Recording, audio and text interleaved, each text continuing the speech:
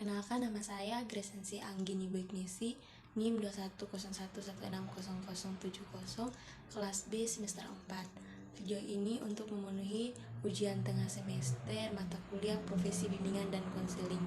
Jadi di sini saya akan menjelaskan materi yang telah kami pelajari dari pertemuan ketiga sampai pertemuan ke-7. Baik, langsung saja kita masuk ke materi yang pertama, yaitu profesi BK. Profesi itu seorang yang memiliki keahlian dalam suatu bidang seperti dokter, polisi, dan lain-lain. Jadi seseorang dikatakan profesi jika memiliki, yang pertama itu memiliki kode etik dan aturan, yang kedua sertifikat keahlian dan ijazah. Itu yang dikatakan sebagai profesi. Ada ciri-ciri profesi WK. Yang pertama, keintelektualan. Yang kedua, kompetensi profesional yang dipelajari. Yang ketiga, objek praktis yang spesifik. Yang keempat, komunikasi organisasi. Dan kelima, motivasi. Berikutnya ada tugas dan kegiatan profesi BK. Yang pertama, tugas pokok. Yang kedua, kegiatan pengelolaan. Jadi kegiatan pengelolaan ini pelaksanaan program yang telah direncanakan. Yang ketiga, kegiatan kolaborasi profesional. Yang keempat, kegiatan keorganisasian. Jadi di sini konselor itu berperan aktif dalam pelaksanaan yang dilaksanakan oleh APKIN. Yang berikutnya, pengembangan profesi BK. Itu ada beberapa. Yang pertama itu standarisasi untuk kerja profesional konselor. Yang kedua, standarisasi penyimpanan konselor. Yang ketiga, akreditasi. Yang keempat, sertifikasi dan lisensi. Dan yang kelima, pengembangan organisasi profesi. Kita masuk ke materi yang kedua, yaitu landasan yuridis, format profesi bimbingan dan konseling. Jadi, landasan yuridis bimbingan dan konseling adalah bagian integral dari teori dan praktik pendidikan. Dalam konteks pendidikan, bimbingan dan konseling di sekolah berada dalam wilayah ilmu normatif. Jadi, fokus kajiannya di sini lebih utama bagaimana memfasilitasi dan membawa manusia berkembang dari kondisi apa adanya kepada bagaimana seharusnya.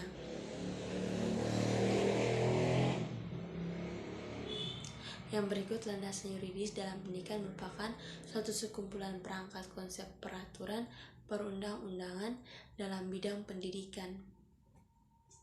Jadi, perundang-undangan tersebut menjadi dasar pijakan dari penyelenggaraan pendidikan di suatu negara.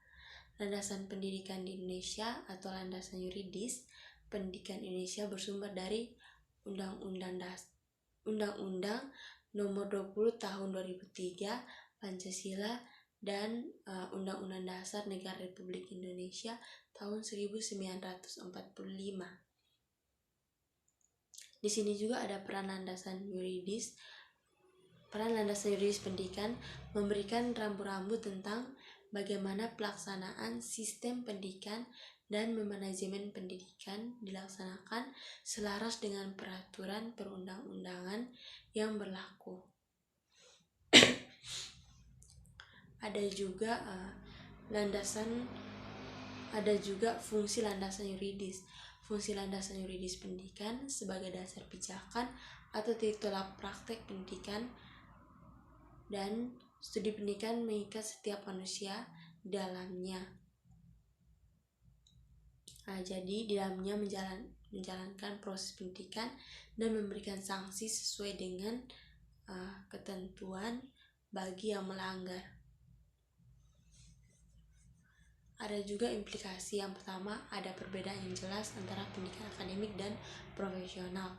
Yang kedua, pendidikan profesional tidak cukup hanya menyiapkan ahli dalam menerapkan suatu teori, tapi juga mempelajari cara membina para tenaga pembantu, pengusaha, dan alat-alat bekerja. Yang ketiga, sebagai konsekuensi dari beragamnya bakat dan kemauan para siswa. Yang keempat, perlu adanya perhatian yang sama untuk mencapai tujuan pendidikan nasional. Yang kelima, pendidikan humanifera. Yang keenam, perlu memiliki isi kurikulum muatan lokal. Yang ketujuh, perlu adanya kerjasama antar semua elemen pendidikan. Ada juga beberapa landasan yuridis informal dalam BK.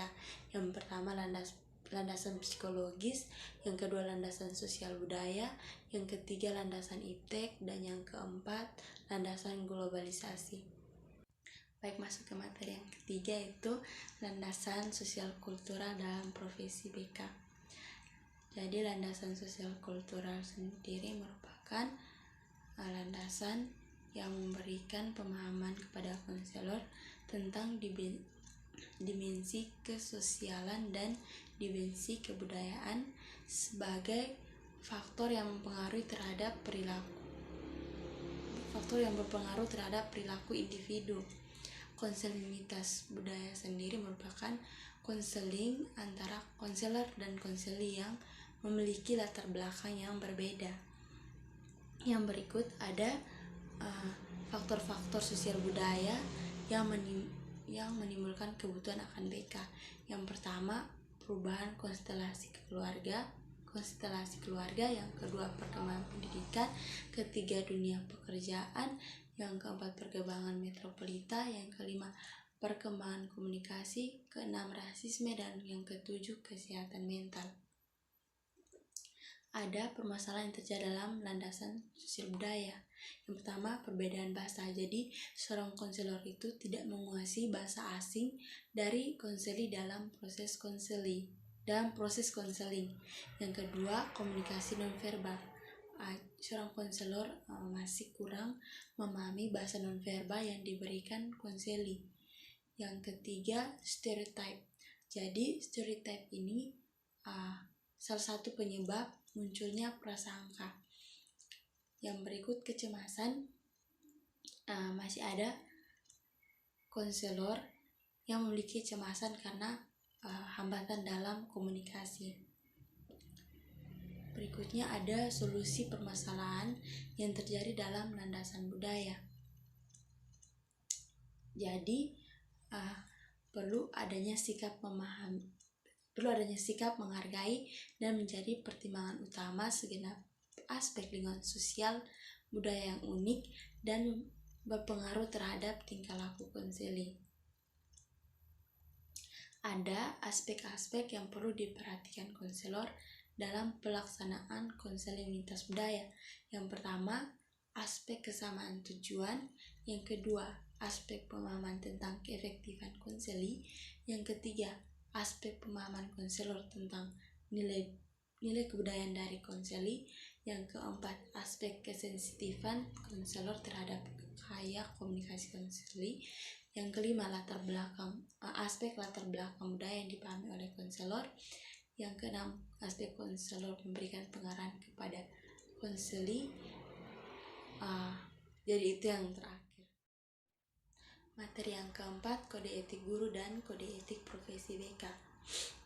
Jadi kode etik merupakan suatu aturan yang melindungi profesi dari campur tangan pemerintah dan juga mencegah ketidaksepakatan internal dalam suatu profesi serta melindungi para praktisi dari perilaku malpraktik. Ada isi kode etik profesi BK. Yang pertama, kualifikasi.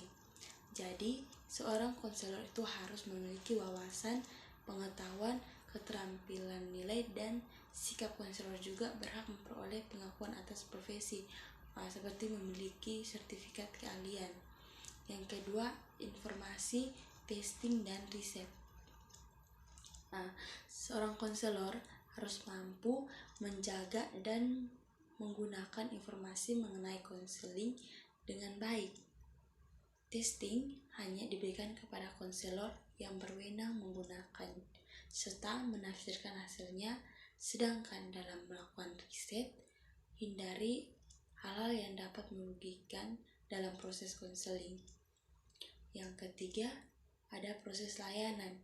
Dalam pemberian layanan, konselor wajib menangani konseli setiap ada kesempatan. Yang keempat, konsultasi dan hubungan dengan rekan sejawat atau ahli lain. Jadi penting bagi seorang konselor untuk terus berkonsultasi dengan sesama konselor lainnya. Dan apabila konselor tidak bisa memberikan bantuan kepada konseli karena keterbatasan kalian, sebaiknya segera melakukan alih tangan kasus. Yang kelima, hubungan kelembagaan. Jadi ini berkaitan dengan aturan pelaksanaan konseling yang berhubungan dengan kelembagaan. Jadi berlaku jika konselor bekerja dalam suatu kelembagaan.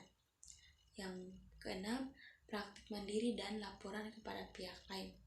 Untuk konselor yang praktik mandiri harus tetap mentaati kode etik dan berhak mendapat dukungan serta mendapat perlindungan, tetapi konselor harus peroleh izin dahulu dari APKIN. Konselor juga harus bijaksana jika memberi informasi berupa laporan kepada pihak lain. Yang ketujuh, ketaatan kepada profesi. Jadi dalam melaksanakan hak dan kewajiban konselor harus mengaitkan dengan tugas dan kewajiban konselor terhadap konseli. Konselor juga tidak boleh menyalahgunakan jabatan. Pelanggaran pada kode etik ini akan dapat sanksi yang telah ditetapkan oleh APKIN. Jadi konselor harus terus mengingat bahwa pelanggaran kode etik dapat merugikan potensi konselor, merugikan konseli, merugikan lembaga dan pihak-pihak terkait, serta merugikan mutu potensi dari konseling. Yang berikutnya ada fungsi kode etik guru dan kode etik profesi bimbingan konseling. Yang pertama, memberikan pedoman bagi setiap anggota profesi tentang prinsip profesionalitas yang digariskan. Yang kedua, sebagai sarana kontrol sosial bagi masyarakat atas profesi. Yang ketiga, mencegah campur tangan pihak di luar organisasi profesi tentang hubungan etika dalam keanggotaan profesi. Berikutnya ada tujuan kode etik guru dan kode etik profesi bimbingan konseling. Pertama, menjunjung tinggi martabat profesi guru dan profesi bimbingan konseling. Yang kedua, untuk menjaga dan memelihara kesejahteraan para anggota. Yang ketiga, melindungi pihak yang menjadi layanan profesi dari malpraktik. Yang keempat, untuk meningkatkan pengabdian para guru. Yang kelima, menjaga status profesi. Yang keenam, meningkatkan mutu profesi guru dan mutu profesi BK. Yang berikut ada sanksi pelanggaran kode etik guru dan kode etik profesi BK. Yang pertama, teguran. Yang kedua, peringatan tertulis. Yang ketiga, penundaan pemberian hak guru. Keempat, penurunan pangkat. Kelima, pencabutan keanggotaan APKIN. Keenam, pencabutan lisensi izin praktik mandiri. Ketujuh, apabila terkait dengan permasalahan hukum atau kriminal, maka permasalahan tersebut diserahkan kepada pihak yang berwenang. Dan materi yang kelima itu kesadaran nilai pribadi dalam pelayanan bimbingan konseling. Yang pertama, konsep nilai pribadi. Jadi nilai itu suatu keyakinan seseorang tentang menghargai terhadap suatu standar atau pegangan yang mengarah pada sikap atau perilaku seseorang. Di sini juga ada sistem nilai. Dalam organisasi sering dianggap penting dan diartikan sebagai perilaku personal. Ada dua macam nilai. Yang pertama, nilai nurani. Nilai nurani adalah nilai yang ada dalam diri manusia, kemudian berkembang menjadi perilaku serta cara kita memperlakukan orang lain. Yang kedua, nilai member adalah nilai yang perlu dipraktikkan atau diberikan, yang kemudian akan diterima sebanyak yang kita berikan. Yang berikut ada sumber nilai pribadi, nilai spiritual, nilai yang dianut oleh seseorang, nilai personal, nilai yang menjadi dasar tingkah laku seseorang, sedangkan nilai sosial, nilai yang dimiliki seseorang dari lingkungan sosial maupun dari keluarga. Yang keempat, yang berikutnya ada nilai konselor. Konselor sebagai salah satu profesi sudah pasti harus memiliki kualitas atau nilai. Kualitas konselor adalah kriteria yang dimiliki termasuk pribadi berpengetahuan, wawasan, keterampilan, dan nilai-nilai yang dimilikinya tersebut akan memudahkannya dalam menjalankan proses konseling. Kualitas atau nilai yang dimiliki oleh konselor itu beriman dan bertakwa kepada Tuhan Yang Maha Esa, menghargai perbedaan individu, yang berikutnya menunjukkan integritas dan kestabilitas kepribadian yang kuat, penampakan kinerja, dan penampilan yang berkualitas tinggi. Yang berikut, nilai pribadi konselor dalam proses konseling. Konselor berhak untuk mengintervensi perilaku untuk membantu memfasilitasi konseli menuju ke arah bagaimana seharusnya membawa masalah dan sistem nilai sebagai kondisi objektif dari konseli. Konselor tidak dapat membiarkan konseli dalam situasi itu, namun demikian tindakan yang dapat diterima oleh konseli harus menunjukkan profesional, produktif, dan merupakan perilaku standar yang seharusnya ditampilkan oleh seorang konselor. Dalam suatu hubungan konseli akan selalu terlibat unsur-unsur tentang masalah dan sistem nilai konseling, filsafat dan sistem nilai konselor, tindakan konselor. Ada pertentangan nilai antar konselor dan konseli.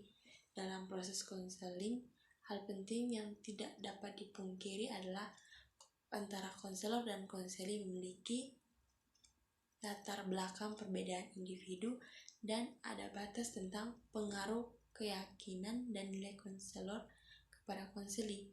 Yang pertama, mengubah individu. Yang kedua, sikap untuk non-judgmental. Yang ketiga, membangun sistem nilai konselor. Yang keempat, kebutuhan untuk supervisi oleh teman sejawat.